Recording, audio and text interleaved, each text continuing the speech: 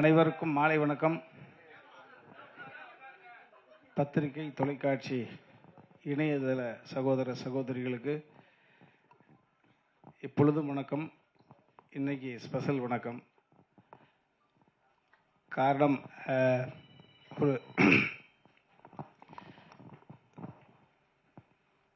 ஒரு தந்தை அப்படின்ற ஒரு ஸ்தானத்திலிருந்து பேசுகிற பொழுது ஒரு நெகிழ்வான விஷயம். இந்த இடம் என்பது நான் நிற்பதற்கு காரணம், மேலே இருக்காங்க அம்மா அப்பா, என்னை இயக்கி கொண்டிருப்பது அவர்கள் வளர்த்த வளர்ப்பு. என்னிடம் ஒன்றுமில்லை. ஸோ அதை நான் தெளிவாக இருக்கேன். நான் ஏதாவது சாதிச்சிருக்கேன் அப்படின்னா அந்த all credit goes to my dad and mom தான். இவன் ஏதாவது சாதித்தால் அது நான் சாதித்ததாக பொருள். இவர்கள் பிறக்கும் குழந்தை சாதித்தால் அது இவர்கள் சாதித்ததாக பொருள். எனக்கு இறைவனிடம் அந்த பொறுப்பை கொடுத்துருந்தேன். எங்கள் பாப்பாவை நான் முதல்ல சந்தித்த பொழுது எங்கள் பாப்பா கிட்ட சொன்னது தான். அதை உங்கள்கிட்ட பகிர்ந்துக்கிறேன். முதல்ல சந்தித்த பொழுது பாப்பா கிட்ட சொன்னது, ஒரு மனிதன் குழந்தையாக பிறக்கிற பொழுது அவனுடைய நிம்மதி என்பது அவங்க தாய் தந்தைகிட்ட இருக்கு. அதற்கப்புறம் வீதியில் விளையாட போகிற பொழுது நம்ம யார் கூட விளையாடுறோமோ அவங்கள்ட்ட போகுது அந்த நிம்மதின்ற பால்.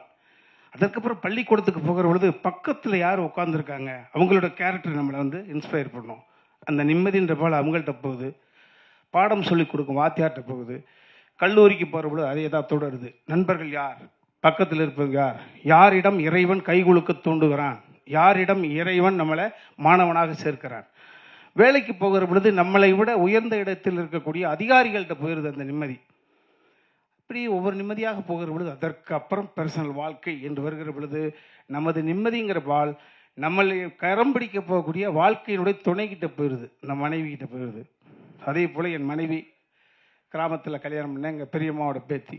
அதற்கு பிறகு என் மனைவி கன்சீவாகிற பொழுது இறைவா என் மூலமாக இந்த சிசு உருவாகி இருக்கு, இந்த பூமியில் பிறக்கிற பொழுது இந்த சிசு ஆரோக்கியமாக பிறக்க வேண்டுமே என்ற நிம்மதி அங்கே போகுது. அந்த என் மனைவியுடைய அந்த கற்பம் சூழ்ந்திருக்கிற போது இந்த வயிற்றில் போகுது. அதே போல அந்த நிம்மதிங்கிற பால் மறுபடி சொல்லண்டு இவன் வயிற்றுக்குள்ளே இருக்கிற பொழுது இவன் ஒழுங்கா பிறக்கணுமே போச்சு. இப்படி தொடர்ச்சியாக போகிற பொழுது என் மகளுக்கு வரன் தேடுகிற பொழுது மருமகன் நல்லா இருக்கணுமே, அவனுக்கு எந்த விதமான அந்த மாதிரி அவன்கிட்ட போச்சு, மருமகன்கிட்ட போச்சு. அந்த மருமகனை தேர்ந்தெடுக்கக்கூடிய உரிமையை கூட என் மகனிடம் தான் கொடுத்தேன். காரணம், ஒருவருக்கு 2 குழந்தை இருக்கலாம், 3 குழந்தை இருக்கலாம். எனக்கு 2 குழந்தை. எப்பா, எனக்கு மருமகன் அமைவதை விட, உங்க அம்மாவுக்கு மருமகன் அமைவதை விட, உங்க அக்காவுக்கு கணவன் அமைவதை விட உனக்கு மைத்துனன் சரியாக அமைய வேண்டும். நாங்கள் இருக்கும் காலம் வரை எங்களால் இந்த பூமிக்கு படைக்கப்பட்டவர்கள் இணைபெரியாது சந்தோஷமாக இருக்க வேண்டும். ஸோ நீ சொன்னீன்னா மகளை கொடுத்துருவேன். ஸோ அப்படிதான். ஸோ இந்த நிம்மதி என்பது தொடர்ச்சியாக என் மகள் இப்போ இறுதியாக எங்கள் பாப்பாட்ட சொன்னேன், அம்மா இறைவன் நம்மளை அடிக்கடி சந்திக்க வைக்கக்கூடிய சூழ்நிலை உருவாக்கி கொடுத்துட்டான். நிறையா பேச போகிறோம்.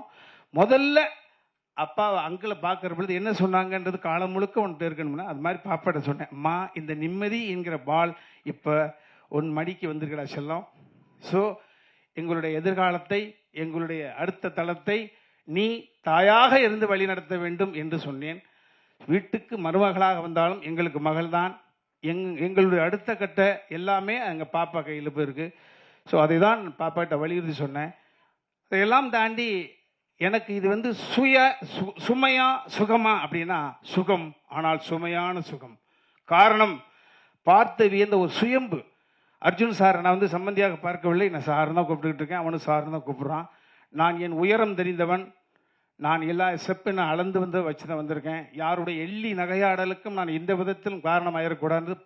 பயந்து வாழ்க்கையை தாழ்வு மனப்பான்மையோடவே ஒவ்வொரு நிமிடம் நகர்த்தி கொண்டிருக்கிறவன். உங்களையெல்லாம் பார்க்கிற பொழுது கொஞ்சோண்டு சம்பளம், பெரிய அளவு முரட்டு மாடி பங்களாக்கெல்லாம் கிடையாது. எவ்வளவு சிரிச்ச முகத்தோடு அழைத்த குரலுக்கு ஓடி வர்றீங்களே என்ற பொழுது உங்களை பார்த்து ஒவ்வொரு முறையும் வியப்பேன். அது மாதிரி இன்னைக்கு அந்த மாதிரி வேந்த சூழ்நிலை தான் இருந்துட்டு இருக்கேன். அதை சார் காலமும் கடவுளோ அவரை எங்களுக்கு சம்பந்தியாக நியமிச்சிருக்கு. அவரை பார்த்தா ஏதோ சுயம்பாக வந்தவர். மரியாதைக்குரிய விஜயமுரளி சார் சொல்ல பொழுது படித்த பிள்ளை மட்டுமில்லை, ஒட்டுமொத்த சினிமாவும் கை விட்டு தனியாக இருக்கிற பொழுது இருக்கிற புது மனைவி அவங்களுடைய நகையெல்லாம் வாங்கி சேவகன் அப்படின்ற ஒரு படத்தை எடுத்து தான் என்று அடையாளப்படுத்தி கொண்டு சுயம்பாக வந்தவர். நான் ஒரு சுயம்பு என்றால் எனக்கு முன்னோடி சுயம்பு அவர். ஸோ அவரை நான் சம்பந்தியாக பெற்றதில் என் தாய்க்கும் தந்தைக்கும் இறைவனுக்கும் நன்றி சொல்கிறேன். இந்த உறவு நீடிக்கும். நிச்சயமாக சினிமா குடும்பம், கலை குடும்பம், மற்ற எந்த ஒரு சூழ்நிலை எங்கே ஒரு ஒரு ஒரு மான் மேய சென்றால், ஒரு பிள்ளைகள் ஓடி சென்றால் மறுபடியும் வீட்டுக்கு வந்து சேருவதைப் போல நேற்று வரை நடந்த நிகழ்வுகள் எல்லாரும் முதலமைச்சர் உட்பட அரசியல் பிரபலங்கள், சினிமா பிரபலங்கள் அத்தனை பேருக்கும் உங்கள் மூலமாக அந்த நன்றியை நாங்கள் தெரிவிச்சுக்கிறோம். 2 குடும்பத்தின் சார்பில் ஒரே ஒரு விஷயம், எப்பொழுதும் எங்களிடம் பேசலாம், எதை வேண்டுமானாலும் பேசலாம். ஸோ அந்த உரிமை உங்கள்கிட்ட இருக்கு. எந்த விதத்திலும் இந்த குழந்தைகளுடைய அடுத்த கட்ட நகர்வுகளுக்கு, எங்களது நகர்வுகளுக்கு எப்படி பின்புலமாக இருந்து அடுத்து எங்களை நகர்த்தி கொடுத்தீர்களோ, இந்த குழந்தைகளையும் எதிர்காலத்தையும் உங்களிடம் ஒப்படைக்கிறோம். நீங்கள் உங்கள் வீட்டு பிள்ளைகளாக இருந்து எது வேண்டுமானாலும் எங்களிடம் சொல்லலாம், உரிமை இருக்கிறது. ஸோ அப்படி உங்கள்கிட்ட அந்த பணிவை மட்டும் வைத்து நான் விடைபெற்றுக் கொள்ள நன்றி.